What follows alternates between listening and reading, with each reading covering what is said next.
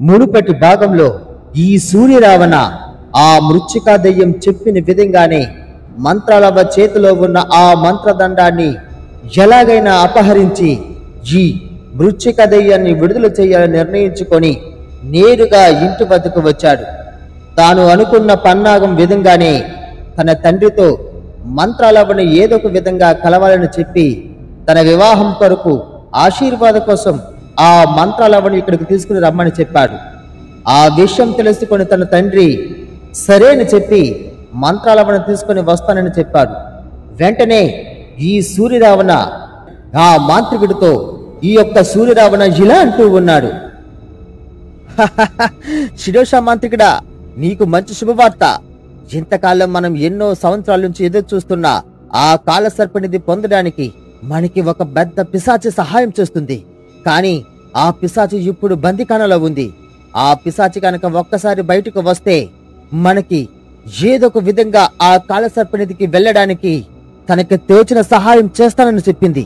అంతేకాదు, తను ఎన్నో సంవత్సరాల నుంచి ఆ కాలసర్పనిధి కోసం ప్రయత్నం చేసి ఒక మంత్రాలవ చేతి వల్ల బంధింపబడి ఉందంట. ఇప్పుడు మనం ఖచ్చితంగా ఆ మంత్రాలవ చేతిలో ఉన్న మంత్రదండాన్ని తీసుకుని వెళ్ళి ఆ పిశాచిని గనుక విడుదల చేస్తే అనుకున్న విధంగానే ఆ పిశాచి బయటకు విడుదలవుతుంది. ఆ సమయంతో ఆ యొక్క పిశాచి సహాయంతో కాలసర్పనిధికి వెళ్లే ఆ వ్యక్తిని మనం కనుక్కోవచ్చు. అంతేకాదు, ఈ ఊర్లో ఎవరి దగ్గర ఒక అత్యుత్తమైన ఈ ఊర్లో ఎవరి దగ్గర అత్యంత విలువైన ఎంతో శక్తివంతమైన ఒక నాగమణి కూడా ఉందంట. ఆ నాగమణి ఉన్న వ్యక్తి నాకు తెలిసి ఖచ్చితంగా ఆ కాలసర్పనిధి వద్దకు వెళ్ళడానికి ఆ మణి ఉపయోగపడుతుంది అనుకుంటాను. నీ శక్తి సమూహంతో ఎలాగైనా సరే ఆ మంత్రాలవ చేతిలో ఉన్న ఆ మంత్రదండాన్ని కాజేసి ఒక మంత్రాన్ని నాకు చెప్పు అని ఈ సూర్యరావణ ఆ మాంత్రికుడితో చెప్పాడు. ఆ మాటలు విన్న శిరోష మాంత్రికుడు ఇలా అంటూ ఉన్నాడు, సూర్యరావణ, మంత్రాలవ చేతిలో ఉన్న మంత్రదండాన్ని మంత్రాలవ చేతిలో ఉన్న ఆ మంత్రదండాన్ని దొంగలించడం అంత తేలికమైన విషయం కాదు. కానీ మనకింక సమయం లేదు. కావున ఏదో ఒక విధంగా పన్నాగం పన్నైనా సరే ఆ మంత్రాలవ చేతిలో ఉన్న మంత్రదండాన్ని మనం దొంగలించాలి. కానీ ఆ సమయంలో ఎట్టి పరిస్థితుల్లోనూ మంత్రాలవకి ఎటువంటి అనుమానం రాకుండా ఆ మంత్రదండం ఉపయోగించే పని లేకుండా నువ్వు ఆ సమయాన్ని సందర్భాన్ని కల్పించాలి. తిరిగి మరికొద్ది క్షణాల్లోనే ఆ మంత్రదండాన్ని తిరిగి మంత్రాలవకు చేర్పించాలి. అలా అయితే తప్ప మంత్రాలవని మోసం చేయడం కష్టం. సరే, నేను నీకు ఒక మంత్రోచ్చారణ చేస్తాను. నువ్వు మాటల మధ్యలో మంత్రాలవతో మాట్లాడుతున్న సమయంలో ఈ మంత్రాన్ని మనసులో 3 సార్లు అనుకో. ఓం క్రీం మంత్రదండ సంరక్షిణి, ఓం క్రీం మంత్రదండ స్వాహ, ఓం క్రీం మంత్రదండ స్వాహ అని ఈ మంత్రాన్ని నువ్వు మనసులో 3 సార్లు అనుకో. ఖచ్చితంగా మంత్రాలవ దగ్గర ఉన్న ఆ మంత్రదండం మాయమయ్యి మరొక్క మంత్రదండం ప్రత్యక్షమవుతుంది. ఆ సమయంలో ఇక నువ్వు సమయం వృధా చేయకుండా నేరుగా ఈ మంత్రదండాన్ని తీసుకుని వెళ్ళి ఆ మృచ్చిక దెయ్యం యొక్క శిరస్సుపై పెట్టు. వెంటనే ఆ మృచ్చిక దెయ్యం తిరిగి ప్రాణం పోసుకుంటుంది. ఆ తర్వాత అనుకున్న విధంగానే ఈ ఊర్లో ఎవరైతే ఆ నాగగిరి కోన వద్దకు వెళతారో ఆ వ్యక్తిని తెలుసుకోవడం మనకి తేలికవుతుంది. వెళ్ళు మిత్రమా, వెళ్ళు అని ఈ శిరోష మాంత్రికుడు సూర్యరావణతో చెప్పాడు. ఆ మాటలు విన్న సూర్యరావణ తిరిగి నేరుగా తన గుర్రంపై ఇంటికి వచ్చేస్తూ ఉన్నాడు. ఇంతలో ఈ ఊరి పెద్ద నేరుగా మంత్రాలవ వద్దకు వెళ్ళాడు. మంత్రాలవతో ఇలా అంటూ ఉన్నాడు, అవ్వా మంత్రాలవ్వ, నీకు వందనాలు. చాలా సంవత్సరాల నుంచి నీ రక్షణలో మా ఊరు అంతా చాలా సంతోషంగా ఆనందంగా ఉన్నాం. కానీ ఒక్కసారి నువ్వు మా ఊరికి రావాలి. ఈ మధ్యలోనే మా కుమారుడైన సూర్యరావణకి వివాహం జరిపిస్తున్నాం. ఆ సూర్యరావణ నిన్ను ఎప్పటి నుంచో చూడాలని అనుకుంటూ ఉన్నాడంట.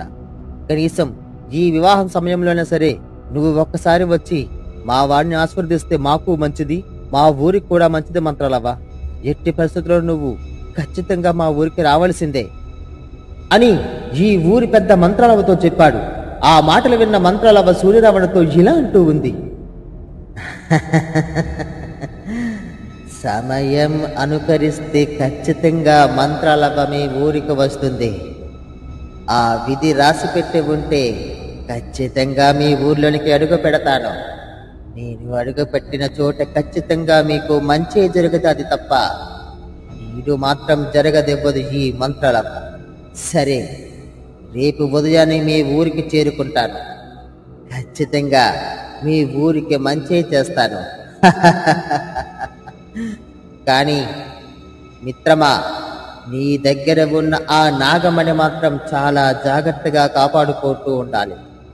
నాకు ఎందుకో మీ చుట్టుపక్కల ఊరిలో కొన్ని ప్రేతాత్మ పిశాచాలు తిరిగి మరలా వెనక్కి వచ్చేటట్టు అనిపిస్తూ ఉన్నాయి.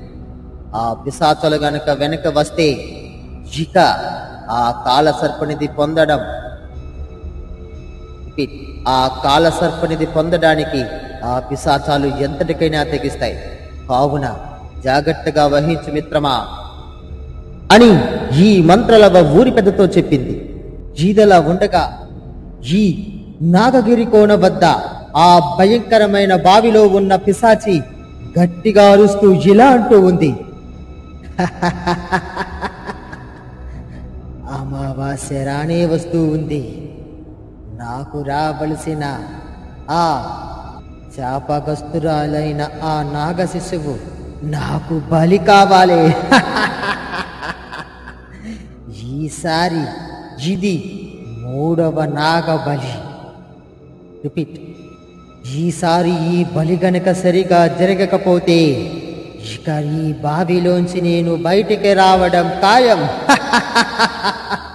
నా చుట్టూ ఉన్న ఈ యొక్క బందీకాణాలు విడుదలయ్యి ఊళ్ళో ప్రజలందరినీ చంపుకు తిని ఆ తరువాత ఈ కాల సర్పనిధిని నా వశం చేసుకుంటాను అని ఆ పిశాచి ఆ బావిలోంచి గట్టిగా అరుస్తూ ఉంది. ఇదలా ఉండగా ఈ నాగగిరి కోనకి ఒకగానొక మంత్రసాని ఉండేది. ఆమె ఆ గ్రామ ప్రజల్లో ఎవరికైనా పురుడు పోయాలన్నా లేదా ఎవరికైనా ఒంట్లో బాగోకపోయినా ఆ మంత్రసాని వచ్చి వైద్యం చేస్తూ ఉండేది. ఇదలా ఉండగా ఆ మంత్రసానికి కొన్ని క్షుద్రశక్తులు కూడా తెలిసి ఉండేవి. ఆ మంత్రసాని వద్దకు కొన్ని పిశాచాలు తనతో వచ్చి ఎప్పటికప్పుడు మాట్లాడుతూనే ఉండేవి. అలా ఒకరోజు మంత్రసాని తన ఇంటిలో ఉండగా ఒక పొట్టి పిశాచి ఆ మంత్రసాని ముందుకు ప్రత్యక్షమై ఇలా అంటూ ఉంది.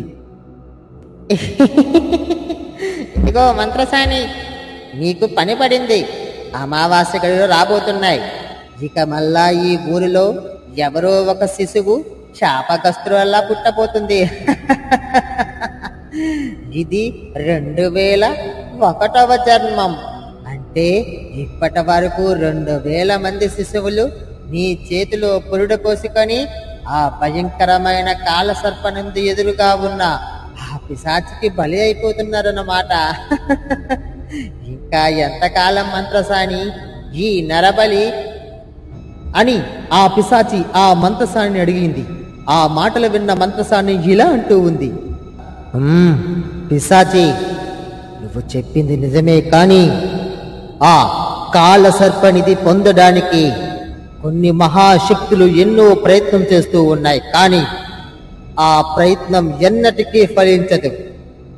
ఆ కాల సర్పనిధికి వెళ్ళాలన్నా, ఆ కాల సర్పనిధి కోన వద్దకు ప్రయత్నించాలన్నా సరే కొన్ని వందల సంవత్సరాల క్రితం ప్రత్యక్షమైన ఆ నాగమణి ఉంటే తప్ప ఆ నాగగిరి కోన వద్దకు ఎవరూ ప్రత్యక్షం కాలేరు.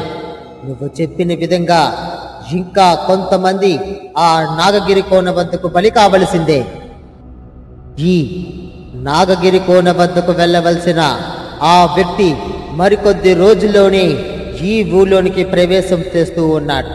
అతని ద్వారా ఆ నాగగిరి కోన వద్ద ఉన్న ఆ కాలసర్పనిధిని తన వశం చేసుకొని ఈ చుట్టుపక్కల కాపు కాసుకొని కూర్చు ఉన్న ఆ పిశాచాలన్నిటినీ తరిమి కొట్టి ఊరికి మంచి రోజులు తెస్తూ ఉంటాడు. అంతవరకు మనం ఎదురు చూడాల్సిందే. నువ్వు అన్నట్టు విధంగానే ఇక అమావాస్య గడులు రాబోతూ ఉన్నాయి. ఖచ్చితంగా ఏదో ఒక శిశువు ఇక్కడ జన్మ పోసుకుంటుంది. నాకు తెలిసి ఈ రోజు రాత్రికి ఆ గర్భం నుంచి శాపగ్రస్తులైన ఆ బిడ్డ పురుడు పోసుకోవచ్చు. ఏ సమయంలోనా సరే మన తలుపు తట్టవచ్చు. సిద్ధంగా ఉండు అని ఈ యొక్క మంత్రసాని ఆ పిశాచితో చెప్పింది. ఆ మాటలు విన్న ఆ యొక్క పిశాచి ఇలా అంటూ ఉంది, అవును మంత్రసాని, అవును. ఆ శుభ గడియలో లేదా అశుభ గడిలో తెలియదు, కానీ ఈ రోజే ఒక పిండం పురుడు పోసుకుంటుంది. నాకు ఎందుకో ఈ రోజు నాకు ఏదో జరుగుతుందనిపిస్తుంది. ఊరి చివరిన పిశాచాలన్నీ రోధిస్తున్నాయి. ఊర్లో ఎక్కడ చూసినా నక్కలరపులు వినిపిస్తూ ఉన్నాయి. ఇక మా అలాంటి పిశాచాలు మీకు సహాయం చేయడం మాని ఆ కాలశిల్పినద కోసం ప్రయత్నిస్తున్నట్టున్నాయి. ఎందుకో ఈ అడవిలో భయంకరమైన ఆ మృత్యుక దయ్యం కూడా తిరిగి మరలా ఈ నేలకు వచ్చేలాగా అనిపిస్తూ ఉంది. మంత్రాలవ కూడా ఈసారి ఏమీ చేయకుండా మౌనంగా ఉండిపోయేలాగుంది మంత్రాలవ్వ అని ఆ పొట్టి దయ్యం నవ్వుతూ చెబుతుంది. ఆ మాటలు విన్న ఈ మంత్రసాని ఇలా అంటూ ఉంది, పొట్టి దయ్యమా, నీకు ఏదో అనుకుంటూ ఉన్నావు. మంత్రాలవ్వని సాధించడం ఎవ్వరి తరం కాదు. మంత్రాలవ్వ మహిమ తెలిసిన ఏ ఒక్కడు మంత్రాలవ్వ జోలికి పోడు.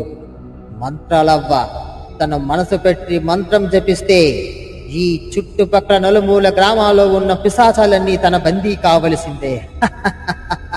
అటువంటి మంత్రాలవ్వ నా సోదరి అని చెప్పుకోవడానికి నేను చాలా గర్వపడుతున్నాను. నీకు తెలియని విషయం ఏమిటంటే, ఆ కాలసర్పనిధికి వెళ్ళాలన్నా లేదా కాలసర్పనిధిని చేరుకోవాలన్నా సరే మంత్రాలవ్వ సహాయం ఉంటే తప్ప అటుగా ఎవరు చేరుకోలేరు. ఈ రహస్యం ఇప్పటి వరకు ఎవ్వరికీ తెలియదు.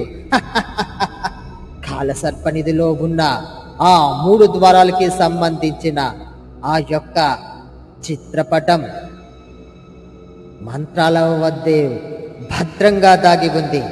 అది ఏ పిశాచీలకు, ఏ కీడు చేసే దుర్మార్గులు కంట పడకుండా మంత్రాలవ్వ చోటే ఒక్క చోట రహస్యంగా భద్రంగా దాచిపెట్టి ఉంచింది.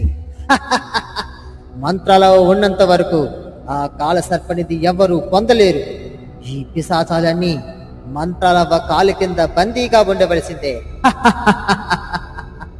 నువ్వు ఆ పురుడికి కావలసిన అన్ని సామాన్లు సిద్ధం చేయు. ఈ రోజు రాత్రి 12 గంటల సమయానికి ఆ శాపగ్రస్తు బిడ్డ జన్మనిచ్చే సమయం ఆసన్నమవుతుంది అని ఈ మంత్రసాని ఎదురుగా ఉన్న ఆ పొట్టి పిశాచితో చెప్పింది. ఆ మాటలన్నీ విని ఆ పొట్టి పిశాచి ఆశ్చర్యపో